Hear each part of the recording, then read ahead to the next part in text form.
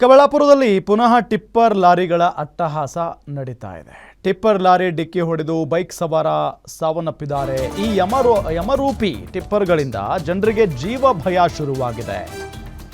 ಚಿಕ್ಕಬಳ್ಳಾಪುರದಲ್ಲಿ ಈಗ ಮತ್ತೆ ಟಿಪ್ಪರ್ ಲಾರಿಗಳ ಅಟ್ಟಹಾಸ ಜೋರಾಗಿದೆ. ಬೈಕ್ ಸವಾರ ಸಾವನ್ನಪ್ಪಿರುವುದು ಈ ಯಮರೂಪಿ ಟಿಪ್ಪರ್ಗಳಿಂದ ಜನರಿಗೆ ಜೀವ ಭಯ ಶುರುವಾಗಿದೆ.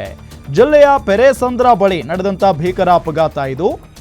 ಅಪಘಾತದಲ್ಲಿ ಕಸುಗುಟ್ಟಹಳ್ಳಿ ಗ್ರಾಮದ ವೆಂಕಟೇಶ್ ಸಾವನ್ನಪ್ಪಿದ್ದಾರೆ. ಕ್ರಷರ್ನಲ್ಲೇ ಕೆಲಸ ಮಾಡುತ್ತಿದ್ದ ವೆಂಕಟೇಶ್ ಸಾವನ್ನಪ್ಪಿರುವುದು. ರಸ್ತೆಯಲ್ಲೇ ಟಿಪ್ಪರ್ ಲಾರಿ ಬಿಟ್ಟು ಪರಾರಿಯಾಗಿದ್ದಾನೆ ಚಾಲಕ. ಮರಣೋತ್ತರ ಪರೀಕ್ಷೆಗೆ ಮೃತದೇಹವನ್ನು ಜಿಲ್ಲಾಸ್ಪತ್ರೆಗೆ ರವಾನೆ ಮಾಡಲಾಗಿದೆ. ಪೆರೇಸಂದ್ರ ಪೊಲೀಸರಿಂದ ಆರೋಪಿಗಾಗಿ ತಲಾಶ್ ನಡೆಸಲಾಗ್ತಾ ಇದೆ. ಈಗ ಟಿಪ್ಪರ್ ಮಾಲೀಕರು ಅಧಿಕಾರಿಗಳ ವಿರುದ್ಧ ಜನ ರೊಚ್ಚಿಗೆದ್ದಿದ್ದಾರೆ. ಚಿಕ್ಕಬಳ್ಳಾಪುರದಲ್ಲಿ ಈಗ ಪುನಃ ಟಿಪ್ಪರ್ ಲಾರಿಗಳ ಅಟ್ಟಹಾಸ ಜೋರಾಗಿಯೇ ಇದೆ. ಈ ಅಟ್ಟಹಾಸಕ್ಕೆ ಓರ್ವ ವ್ಯಕ್ತಿ ಬಲಿಯಾಗಿರುವಂಥ ವ್ಯಕ್ತಿಯ ಫೋಟೋವನ್ನು ನಿಮಗೆ ಸ್ಕ್ರೀನ್ ಮೇಲೆ ತೋರಿಸ್ತಾ ಇದ್ದೀವಿ. ಒಂದು ಕಡೆ ಆತನನ್ನು ಬಲಿ ಪಡೆದುಕೊಂಡಿರುವಂಥ ಟಿಪ್ಪರ್ ಲಾರಿಯ ದೃಶ್ಯವನ್ನು ಕೂಡ ನಿಮಗೆ ತೋರಿಸ್ತಾ ಇದ್ದೀವಿ. ಏಕಾಏಕಿಯಾಗಿ ಬಂದು ಡಿಕ್ಕಿ ಹೊಡೆದ ಪರಿಣಾಮ ಬೈಕ್ ಸವಾರ ಇಲ್ಲಿ ಮೃತಪಟ್ಟಿರೋದು. ಜಿಲ್ಲೆಯ ಪೆರೇಸಂದ್ರ ಬಳಿ ನಡೆದಂಥ ಭೀಕರ ಅಪಘಾತ ಇದು.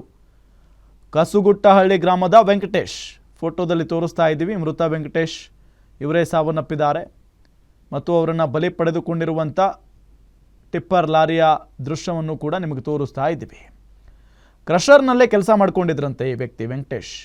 ರಸ್ತೆಯಲ್ಲೇ ಟಿಪ್ಪರ್ ಲಾರಿ ಬಿಟ್ಟು ಚಾಲಕ ಪರಾರಿಯಾಗಿದ್ದಾನೆ. ಡೀಟೇಲ್ಸ್ ಕೊಡ್ತಾರೆ ನಮ್ಮ ರಿಪೋರ್ಟರ್ ರಾಜಪ್ಪ, ಯಾವಾಗ ಆಗಿರುವಂಥ ಘಟನೆ ಇದು, ಹೇಗಾಯಿತು ಮತ್ತು ಯಾಕಾಯಿತು? ರಾಮ್, ಖಂಡಿತ ಇದೇ ಚಿಕ್ಕಬಳ್ಳಾಪುರದಲ್ಲಿ ಇದೇನು ಮೊದಲೇ ಘಟನೆ ಅಲ್ಲ. ಈ ತರಹ ಘಟನೆಗಳು ಹಲವಾರು ಬಾರಿ ನಡೆದಿದೆ. ಇದಕ್ಕೆ ಮುಖ್ಯವಾಗೋದಕ್ಕೆ ಕಾರಣ ಏನಂದ್ರೆ ಗಣಿ ಮತ್ತು ಭೂವಿಜ್ಞಾನ ಇಲಾಖೆ ಅಧಿಕಾರಿಗಳು, ನೇರವಾಗಿ ಹೇಳ್ಬೇಕಂದ್ರೆ. ಯಾಕಂದ್ರೆ ಇವರು ಹಿಗ್ಗಾಮುಗ್ಗ ಅತಿಯಾದ ವೇಗದಿಂದ ವಾಹನಗಳನ್ನ ಟಿಪ್ಪರ್ ಲಾರಿಗಳನ್ನ ಓಡಿಸ್ತಾರೆ. ಈಗಾಗಲೇ NH7 ಏನಿದೆ, ಚಿಕ್ಕಬಳ್ಳಾಪುರದಿಂದ ಹೈದರಾಬಾದ್ಗೆ ಹೋಗ್ತಕ್ಕಂಥ ರಸ್ತೆ ಬೆಂಗಳೂರು ಮೂಲಕ, ಈ ರಸ್ತೆಯಲ್ಲಿ ಸಿಕ್ಕಾಪಟ್ಟೆ ಈಗಾಗಲೇ ಸಾಕಷ್ಟು ಅಪಘಾತಗಳಾಗಿ ಜನರು ಕೂಡ ಸಾವನ್ನಪ್ಪಿದ್ದಾರೆ. ಇಷ್ಟಾದ್ರೂ ಕೂಡ ಎಚ್ಚೆತ್ತುಕೊಳ್ಳದೆ ಅಧಿಕಾರಿಗಳು ನಿರ್ಲಕ್ಷ್ಯ ವಹಿಸಿರೋದ್ರಿಂದ ಇದಕ್ಕೆ ಮುಖ್ಯವಾಗಿದ್ದ ಕಾರಣ.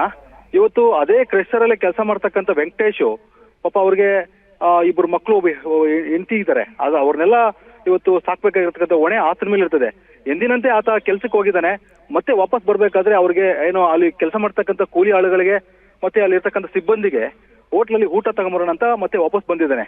ಈ ರಸ್ತೆ ತಿರುವಲ್ಲಿ ಆತ ಏನು ಟಿಪ್ಪರ್ ವಾಹನ ಚಾಲಕ ಏನಿದ್ದಾನೆ, ಆತ ಕಿವಿಯಲ್ಲಿ ಫೋನ್ ಇಟ್ಕೊಂಡು ಅತಿಯಾಗಿ ವೇಗವಾಗಿ ಆ ಗಾಡಿಯನ್ನ ಓಡಿಸ್ಕೊಂಡು ಬಂದಿದ್ರಿಂದ ಈತ ಏಕಾಏಕಿ ಟೈರ್ ಕೆಳಗಡೆ ಸಿಕ್ಕಿ ಪಾಪ ಅಲ್ಲಿ ದುರಂತ ಸಾವನ್ನ ಅಪ್ಪಿರ್ತಕ್ಕಂಥದ್ದು. ಇದಕ್ಕೆ ಅಲ್ಲಿರ್ತಕ್ಕಂಥ ಪೊಲೀಸರು ಹೋಗಿದ್ದಾರೆ. ಬಟ್ ಇಲ್ಲಿ ರಾಜಕೀಯ ಪ್ರಭಾವ ಮತ್ತೆ ಇಲ್ಲಿ ಪ್ರಭಾವಿಗಳ ಒಂದು ಒತ್ತಾಯಕ್ಕೆ ಇಲ್ಲಿ ಮಣಿತಾರೆ ಅಧಿಕಾರಿಗಳು. ಯಾಕಂದ್ರೆ ಅವ್ರಿಗೆ ವಿಧಿ ಇಲ್ಲ. ಇಲ್ಲಿ ಇದಕ್ಕೆ ಸುಮಾರು ಅಪಘಾತಗಳು ಸಂಭವಿಸಿದವೆ. ಆದ್ರೆ ಅದ್ರ ಬಗ್ಗೆ ಕ್ರಮ ಕೈಗೊಳ್ಬೇಕಾದ್ರೆ ಅಧಿಕಾರಿಗಳು ಯಾಕೋ ಇನ್ನೂ ಮುಂದೆ ನೋಡ್ತಾರೆ. ಯಾಕಂದ್ರೆ ಅವ್ರನ್ನ ಟ್ರಾನ್ಸ್ಫರ್ ಮಾಡ್ತಾರೆ, ಇಲ್ಲಾಂದ್ರೆ ಅವ್ರಿಗೆ ಬೇರೆ ಪನಿಷ್ಮೆಂಟ್ ಮಾಡ್ತಾರೆ.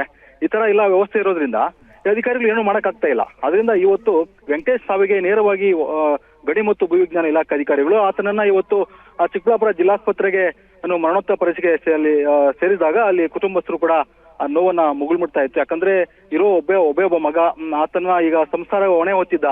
ಈಗ ಆತನ ಕಳ್ಕೊಂಡು ಪಾಪ ಪತ್ನಿ ಮತ್ತೆ ಇಬ್ಬರು ಮಕ್ಕಳು ಇವತ್ತು ಬೀದಿ ಪಾಲಾಗಿದ್ದಾರೆ, ಅನಾಥರಾಗಿದ್ದಾರೆ. ಅದಕ್ಕೆ ಕಾರಣ ಯಾರು? ಇದಕ್ಕೆ ಕ್ರಷರ್ ಮಾಲೀಕರಾಗಿರ್ಬೋದು ಮತ್ತೆ ಗಣಿ ಇಲಾಖೆ ಆಗಿರ್ಬೋದು. ಇದಕ್ಕೆ ಸಂಬಂಧಪಟ್ಟಂತೆ ಪರಿಹಾರವನ್ನ ಒದಗಿಸದೇ ಹೋದ್ರೆ ನಾವು ಉಗ್ರವಾದ ಹೋರಾಟವನ್ನ ಮಾಡ್ತೀವಿ ಅಂತೇಳಿ ಅಲ್ಲಿನ ಒಂದು ಮೃತನ ಕುಟುಂಬಸ್ಥರು ಈಗ ಆರೋಪ ಮತ್ತು ಆಕ್ರೋಶವನ್ನ ವ್ಯಕ್ತಪಡಿಸ್ತಾ ಇದ್ದಾರೆ. Ram, okay, thank you Rajappa.